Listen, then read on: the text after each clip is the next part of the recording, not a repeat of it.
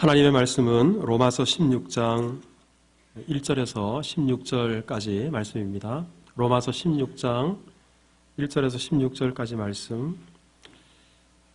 본문은 16절까지지만 시간 관계상 5절까지만 읽고 그리고 16절을 따로 읽도록 하겠습니다. 자, 로마서 16장 우리 먼저 1절부터 5절까지 우리 다 함께 한 목소리를 읽습니다. 시작. 내가 겐그레아 교회의 일꾼으로 있는 우리 자매 베베를 너희에게 추천하노니 너희는 주 안에서 성도들의 합당한 예절로 그를 영접하고 무엇이든지 그에게 소용되는 바를 도와줄지니 이는 그가 여러 사람과 나의 보호자가 되었음이라. 너희는 그리스도 예수 안에서 나의 동력자들인 브리스가와 아굴라에게 문안하라. 그들은 내 목숨을 위하여 자기들의 목까지도 내놓았나니 나뿐 아니라 이방인의 모든 교회도 그들에게 감사하느니라. 또 저의 집에 있는 교회에도 문안하라. 내가 사랑하는 에베네도에게 문안하라. 그는 아시아에서 그리스도께 처음 맺은 열매니라. 아멘. 자, 우리 마지막 16절입니다. 자, 16절 한 목소리를 읽습니다. 시작. 너희가 거룩하게 입맞춤으로 서로 문안하라. 다 너희에게 문안하느니라. 아멘. 자, 저를 한번 따라서 해보실까요? 문안하라. 다시 한번 합시다. 문안하라. 오늘은 2019년 마지막 주일이고 이 시간은 마지막 주일 예배를 하나님께 드리는 시간입니다. 저는 TV를 잘 볼 시간이 없습니다만 인터넷 기사를 보면 요즘 연말이라 방송사마다 연예대상, 가요대상, 연기대상 온통 시상식, 연말 시상식 일색이다라는 것을 알게 됩니다. 이런 시상식에서 상을 받는 분들이 소감을 말할 때 여러 가지로 말합니다만 또 요즘은 특색 있는 소감을 하는 이도 있습니다만 주로 세 가지로 줄일 수 있어요. 첫째는 감사예요. 가족들에게 감사하고 감독, 작가, 스텝 그리고 팬들에게 감사합니다. 이게 감사 인사를 하고요. 또 한 가지는 좀 아쉬움, 자기의 부족함 이런 것에 대해서 말하는 이도 있습니다. 제가 좀 더 잘했어야 되는데요. 좀 이런 부분들이 아쉬움이 많습니다. 이런 이야기들을 하고요. 또 한 가지는 새로운 각오에 대해서 말하는 이도 있더군요. 더 좋은 배우가 되겠습니다. 그리고 오늘 상을 주신 것은 더 좋은 가수가 되라는 뜻으로 알겠습니다. 이러면서 새로운 각오, 결단들, 그래서 감사, 그리고 좀 후회, 부족함들, 또 한 가지는 바로 감사, 이런 것들이 주로 상을 받는 분들이 흔히 소감으로 하는 말이죠. 저와 여러분들이 무슨 상을 받는 수상자는 아닐지라도 2019년 한 해를 마무리하면서 만약 나에게 이 한 해 끝까지 달려왔잖아요. 잘한 거예요. 열심히 한 거예요. 열심히 산 거예요. 그러면 우리에게 소감을 묻는다면 여러분들은 어떤 소감을 하시고 싶습니까? 아마 여러분들 중에는 그래 2019년 한 해는 잊지 못할 한 해야, 한 해를 돌아보면서 뿌듯하게 생각하시는 분들도 계실 것이고 또 여러분들 중에는 좀 더 열심을 냈어야 되는데, 좀 더 기도했어야 되는데, 성실했어야 되는데, 이것 했어야 되는데, 이것 했어야 되는데 이런 후회가 남는 분들도 계실 것이고 그리고 여러 가지 생각들이 있으실 겁니다. 그런데 이런 여러 가지 이런저런 소감들이 있겠지만 우리 이 연말에 우리 모두에게 공통되는 소감이 한 가지 분명히 있어야 됩니다. 그것은 바로 앞서 말씀드린 것처럼 감사예요. 먼저는 우리 한 해 동안 나와 동행하시고 보호하시고 우리의 기도를 들으사 때마다 일마다 인도해 주신 하나님의 은혜, 그 은혜를 어찌 잊어버릴 수 있겠습니까? 그러니 이 마지막 주간을 보내면서 소감을 말하라 그러면 하나님 감사합니다. 이 빼놓을 수 없어요. 자, 저를 한번 따라서 하겠습니다. 하나님 감사합니다. 다시 한번 합시다. 하나님 고맙습니다. 진심이십니까? 예, 진심으로 그 하나님 앞에 감사해야 될 것입니다. 또 한 가지는 하나님께도 감사해야 되겠지만 우리 동시에 하나님께서 우리에게 주셔서 함께 가정을 이룬 우리 가족들, 그리고 또 우리 몸된 교회 지체되어서 함께 예배하는 우리 성도들, 또 동역자들, 이들을 향해서 감사하는 것도 잊지 말아야 할 것입니다. 자, 우리 옆에 분들 한번 지그시 바라보시고 또 손도 한번 잡으시면서 고맙습니다. 큰 힘이 되었습니다. 우리 다 같이 인사합시다. 시작.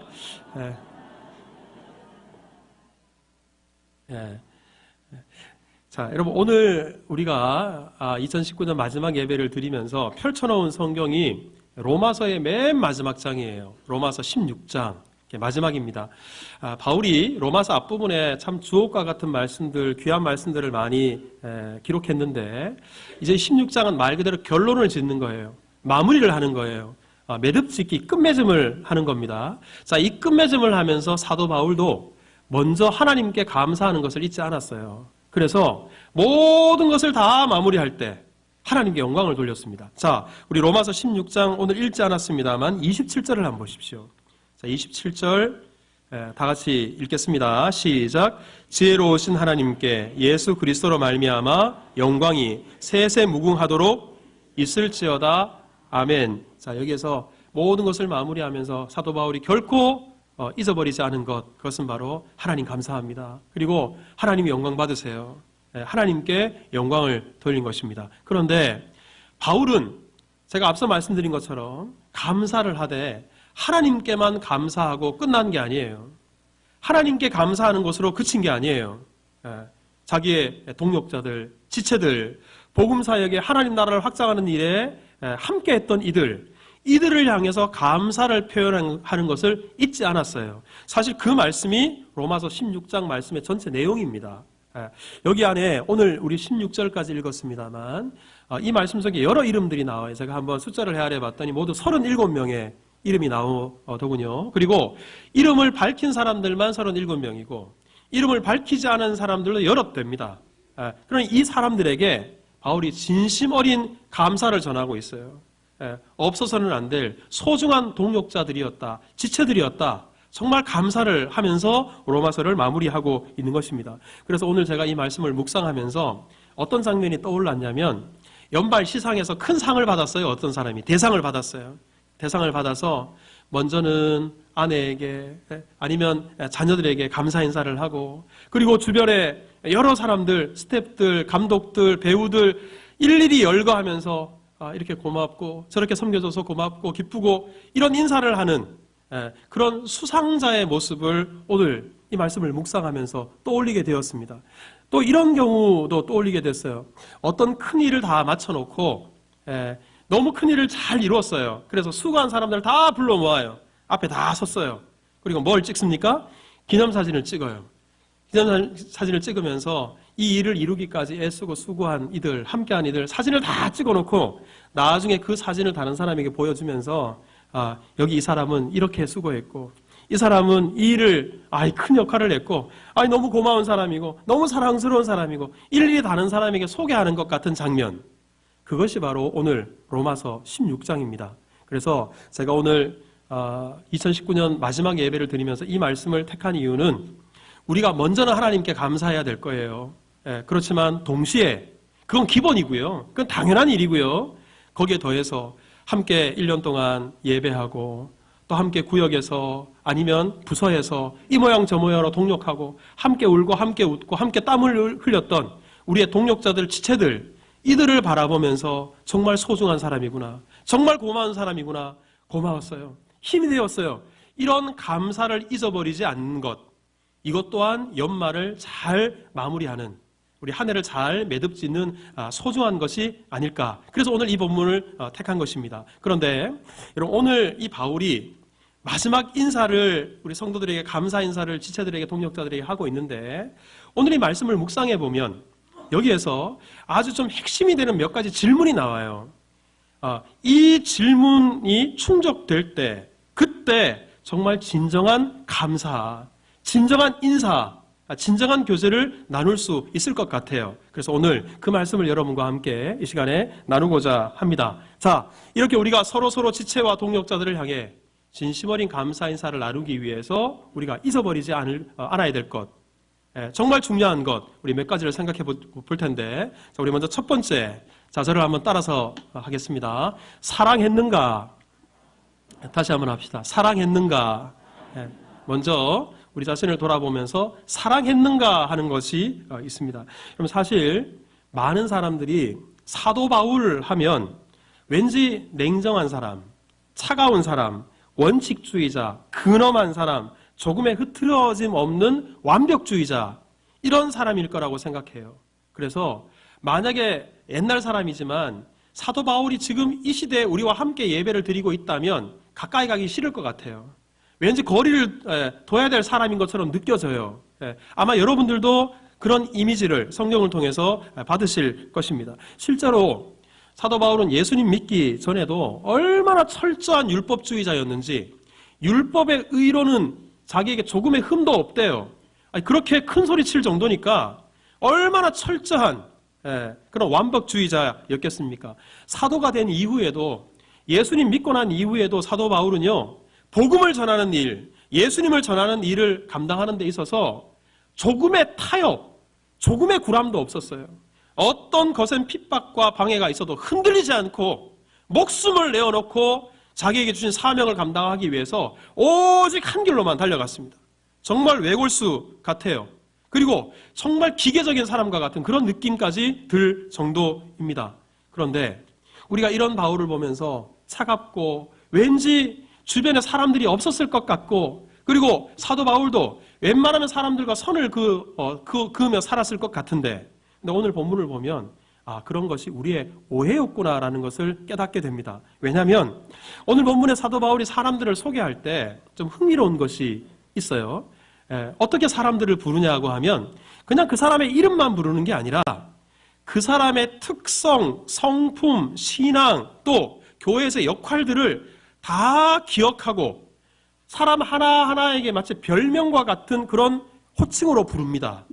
여러분, 자, 우리 한번 몇 가지 한번 볼까요? 2절을 보면 2절 맨 끝부분에 그가 여러 사람과 나의 뭐가 되었습니다? 보호자가 되었습니다. 이 사람은 바로 베베라는 여인이에요. 여성도예요. 그 여성도가 얼마나 바울을 잘 도와주었던지, 교회에 큰 기여를 했던지, 베베는 여러 사람과 나의 보호자다, 그런 별명을 붙여줬습니다. 우리 3절 4절에 보면 우리가 잘 아는 브리스가와 아굴라 부부가 나옵니다. 근데 이 사람들을 향해서는 자기의 목까지도 내놓은 내 동력자들이다, 동력자라고 이들을 소개합니다. 5절에 보면 에베네도라는 사람이 있는데 이 사람은 아시아에서 그리스도께 처음 맺은 열매였다. 아시아가 얼마나 넓은데 그 넓은 아시아에서 처음 맺은 열매다. 이 사람을 그렇게 소개합니다. 7절에도 안드로니교와 유니아에 대해서는 자기보다 먼저 그리스도 안에 있는 사람이다. 그 사람들에 대해서 정확히 알고 있고 그 사람들에 대해서 이렇게 별명을 붙여서 이들을 부르고 있는 것입니다. 여러분, 사실 이게 쉽지 않아요. 왜냐 그러면 사도 바울은 당시에 세계적인 선교사였어요. 사도였어요. 바울이 알고 교제하고 관계하고 있는 사람들이 한두 사람이 아니에요. 더더구나 사도 바울이 이것저것 아시아에서부터 유럽까지 넘나들면서 얼마나 많은 교회를 개척했습니까? 그리고 그 교회를 직접 목회하면서 자기가 기도해주고 말씀으로 양육했던 성도들이 어디 한둘입니까? 그 많은 사람들이 있는데도 로마교회 성도들의 이름만 기억하는 것도 대단한데 그들을 정확하게 세밀하게 관찰하여서 잘 알고 별명까지도 다 붙여서 그들을 불러주고 있다. 이게 얼마나 대단한 일입니까? 더 놀라운 것은 여러분, 로마서가 편지잖아요. 로마교회에 보낸 편지인데 이 로마교회는 바울이 개척한 교회가 아니에요. 바울이 여기서 목회한 적도 없어요. 이 성도들 중에는 상당수가 직접 만나보지도 않은 사람들이에요. 그런데도 이 사람들을 얼마나 세밀하게 알고 있는지, 얼마나 깊이 알고 있는지, 이것은 사도 바울이 로마교회 한 사람 한 사람에게 대해서 애정이 없으면, 관심이 없으면, 사랑이 없으면 도저히 있을 수 없는 일입니다. 그런 의미에서 사도 바울의 모습을 가만히 제가 묵상해 보니까 사도 바울은 하나님 아버지의, 우리 하늘 아버지의 마음을 품고 사역했던 사역자구나. 그러니 대단히 원칙주의자처럼 냉정한 사람처럼 느껴지지만 사도 바울 주변에는 언제나 사람들이 넘쳤어요. 언제나 동력자들이 넘쳤습니다. 심지어 바울을 위해서 목숨까지 내놓는 사람들도 허다했습니다. 이렇게 사랑이 충만하고 관심이 많았기 때문에 그렇습니다. 여러분, 우리 하늘 아버지가 우리를 사랑할 때, 우리의 관심을 가질 때 어떻게 관심을 가지십니까? 마태복음 10장 30절 이하에 보면 우리 하나님은 머리털 하나까지도 다 세신 바 되었대요. 우리가 정말 앉고 일어섬까지도 다 알고 계신대요. 우리가 아무리 멀리 떨어져 있어도 우리 마음속에 있는 생각까지도 하나님이 다 꿰뚫고 계신대요. 우리를 향하신 하나님 아버지의 마음이요 관심이요 사랑인데 사도 바울이 바로 이런 마음으로 목양하고 이런 마음으로 성도들을 섬기고 성도를 사랑했다는 거예요. 그러니까 오늘 본문에 마무리를 하면서 성도들에게 감사하는 거예요. 이런 마음이 있기 때문에 진정 어린 감사가 터져나올 수 있었던 것입니다. 여러분 로마 교회에 지금 편지하고 있지만 고린도 교회를 아실 거예요. 고린도 교회가 얼마나 문제가 많은 교회였습니까? 아예 그냥 종합 선물 세트와 같은 문제를 안고 있었고 고린도 교회 성도들이 사도 바울을 얼마나 속썩였는지 아십니까? 얼마나 힘들게 했는지 아십니까? 그런데 그 고린도 교회 성도들을 향해서 고린도 후서 11장 29절에 보면 사도 바울이 이렇게 말해요. 한번 읽어봅시다. 시작. 누가 약하면 아니하며 누가 실족하게 되면 내가 애타지 아니하더냐.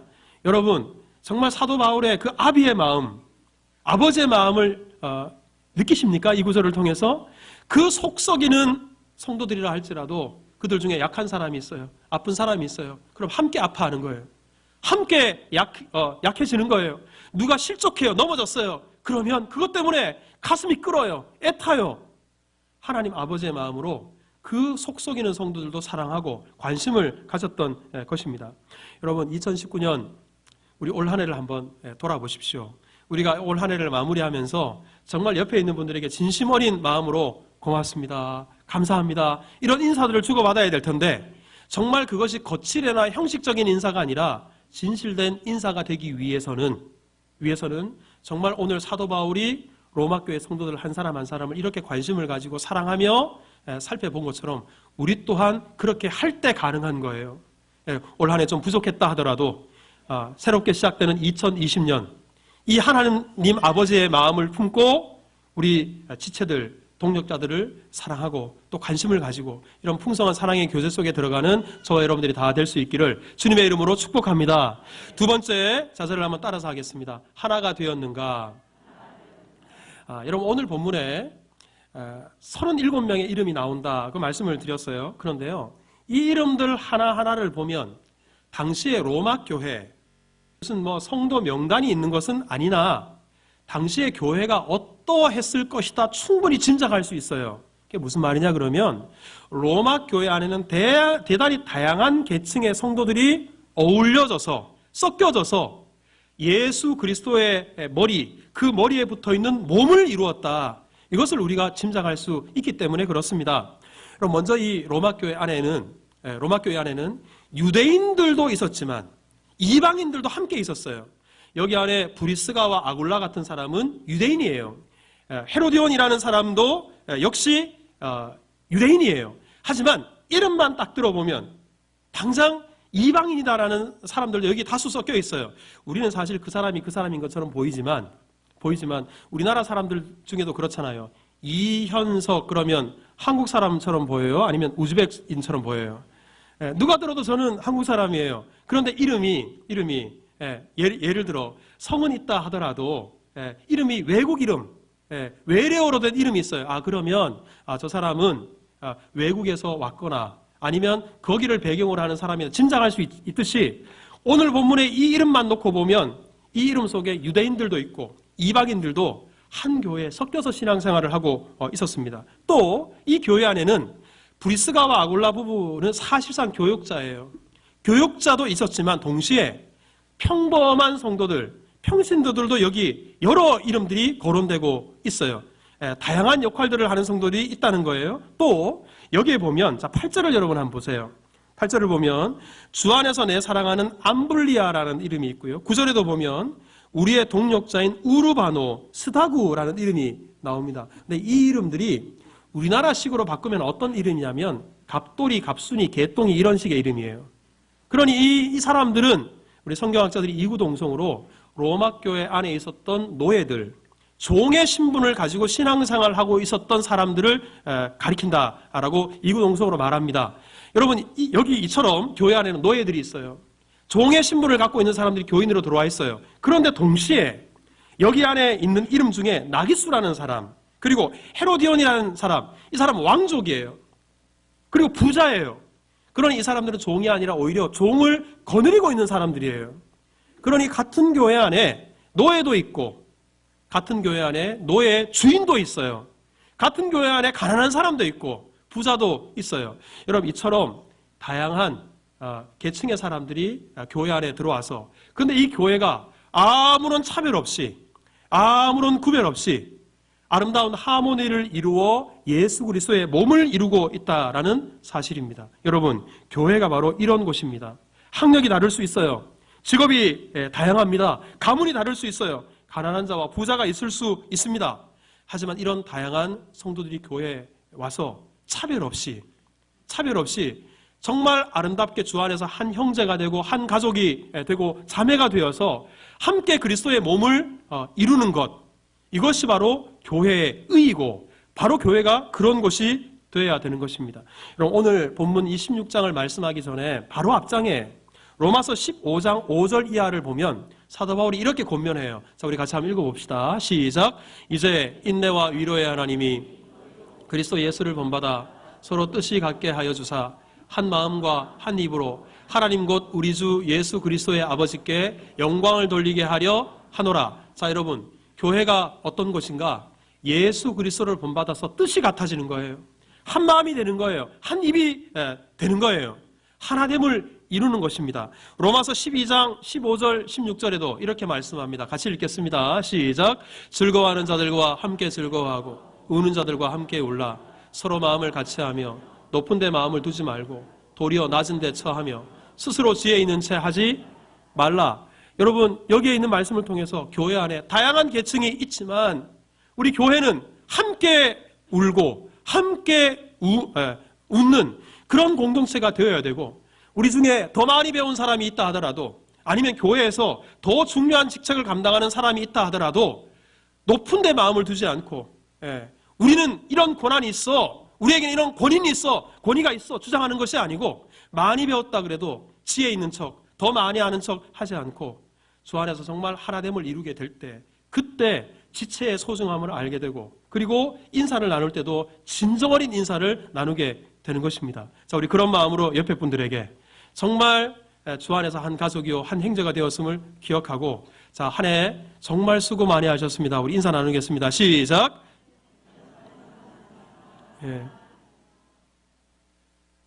만약에 하나됨을 이루지 못하면 이 인사는 거칠해요. 철한 것이 그 일을 해야 마땅해, 이렇게 생각해요.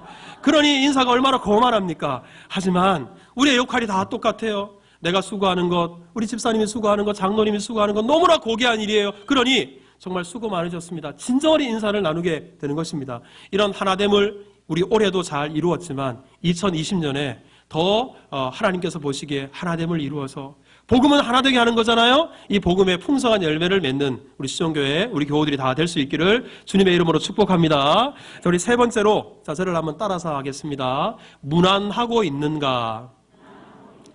여러분, 오늘 본문에서 계속해서 반복되는 단어가 하나 있어요. 아마 봉독하시면서 여러분 느끼셨겠지만 그것은 바로 무난하라라는 단어입니다. 3절부터 16절까지 매 절마다 빠지지 않고 나와요. 심지어 어떤 구절에는 두 번씩이나 몇 번씩 그렇게 나옵니다. 그러면 이 무난한다라는 말이 어떤 의미일까? 이것을 제가 헬라어로 찾아봤더니 그 뜻이 우리도 무난한다라는 것은 인사잖아요. 인사한다는 뜻이에요. 그 뜻은 똑같아요. 그런데 인사에도 말입니다.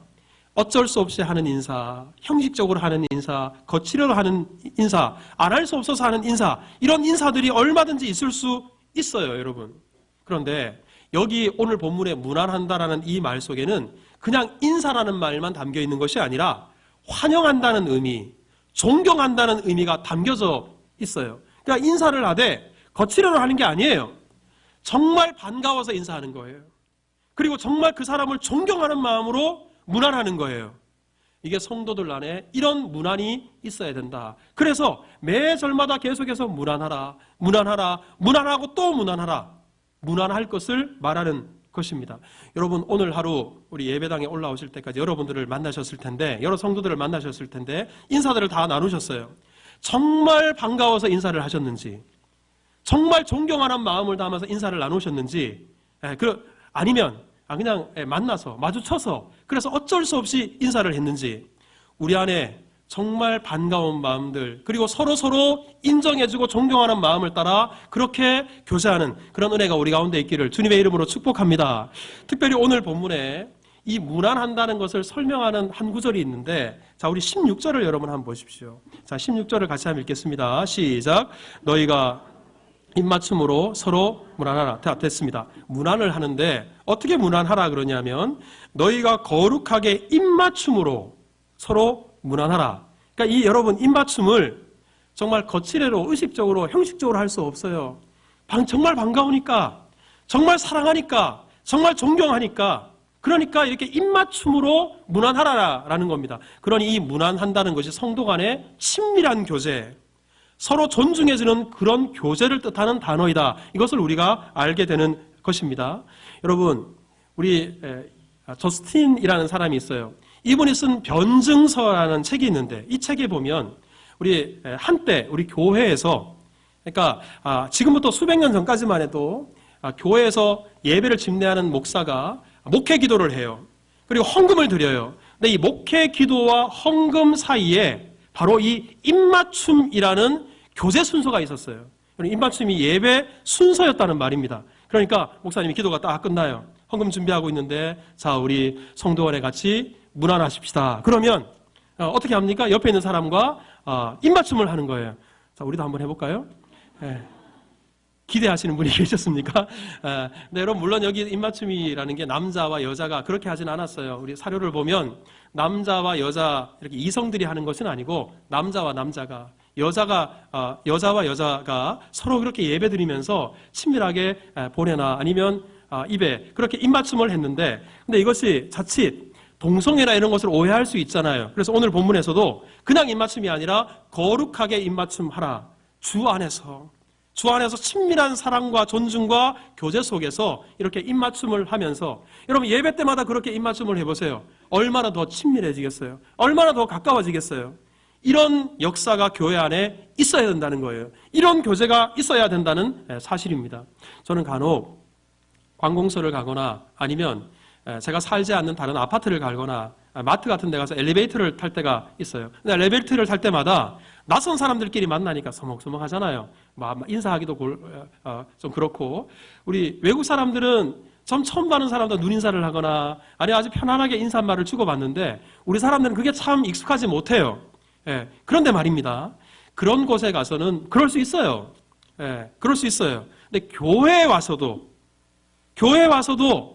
얼굴을 잘 몰라요. 그래서 이렇게 서먹서먹함이 있어요. 인사를 하는데도 대단히 뻣뻣해요. 친밀하지 못해요. 그래서 왠지 좀 사람들을 자꾸 피해 다녀요. 이런 것이 있을 때 우리 새가족들이 오더라도, 아니면 교회 신앙생활을 하지 않는 분들이 오더라도, 우리 수종교회는 참 냉랭한 교회구나, 사랑이 없는 교회구나, 메마른 교회구나, 이렇게 생각하고 마음을 닫아요.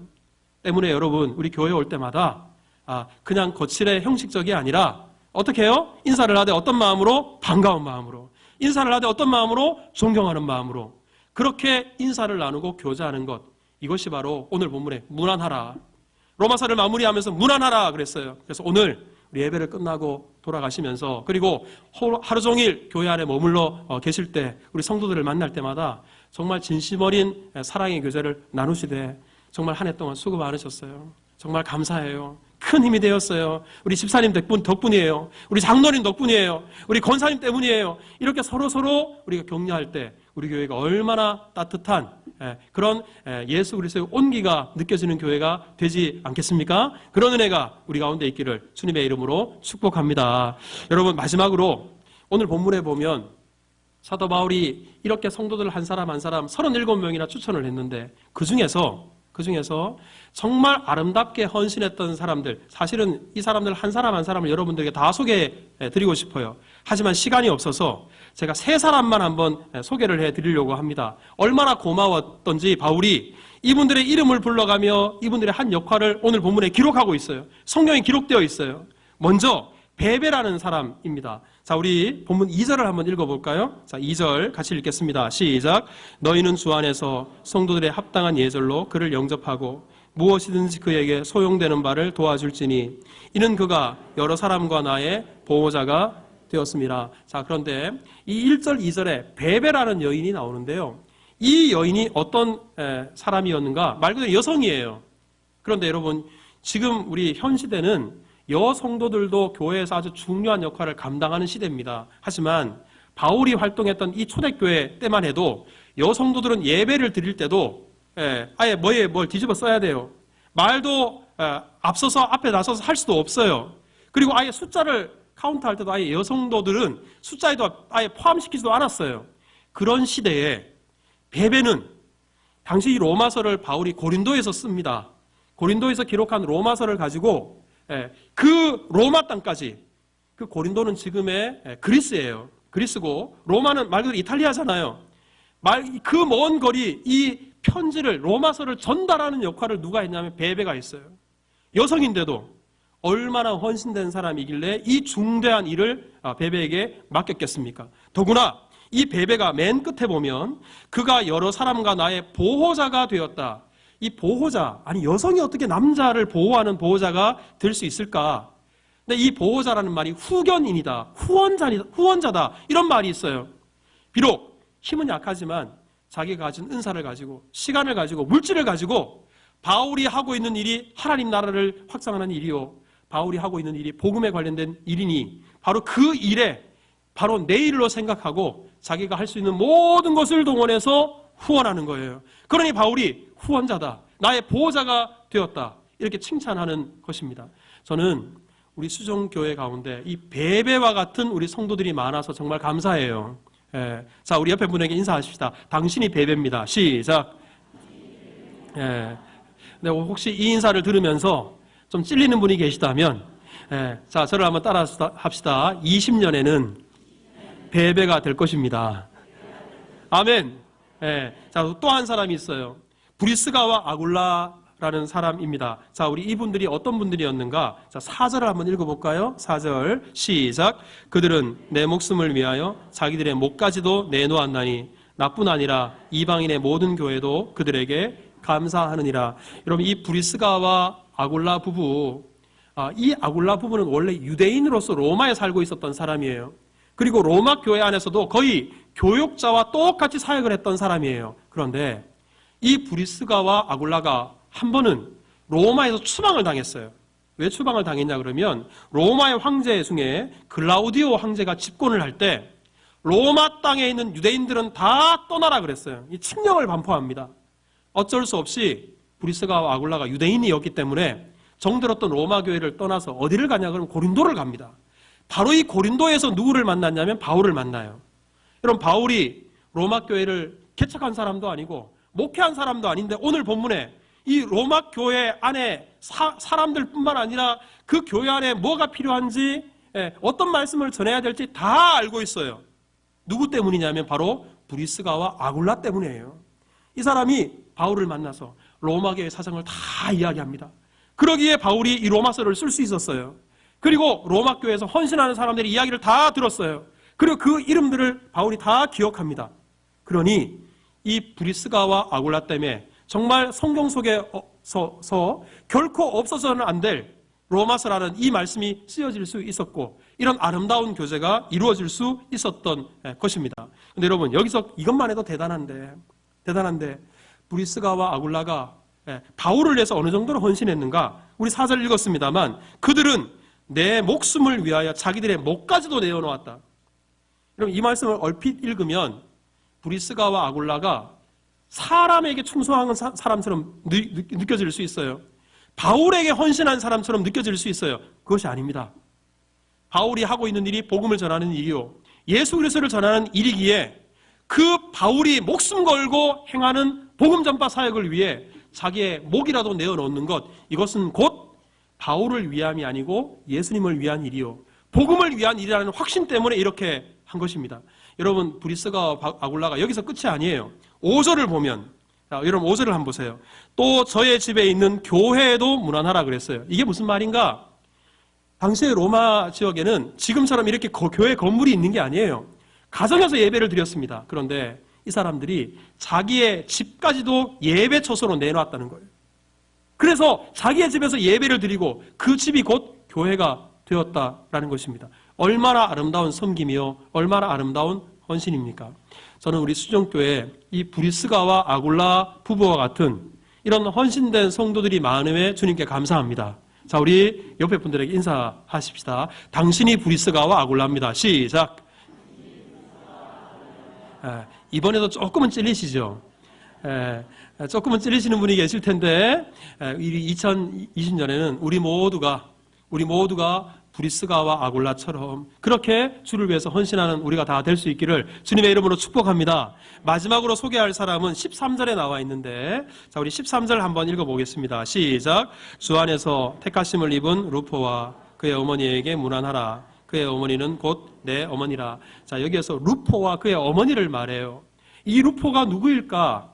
우리 성경학자들은 이구동성으로 이 사람을 마가복음 15장에 나오는 구레네 사람 시몬의 아들이었다라고 말합니다. 여러분, 마가복음 15장 21절에 이렇게 말씀해요. 우리 같이 한번 읽어봅시다. 시작.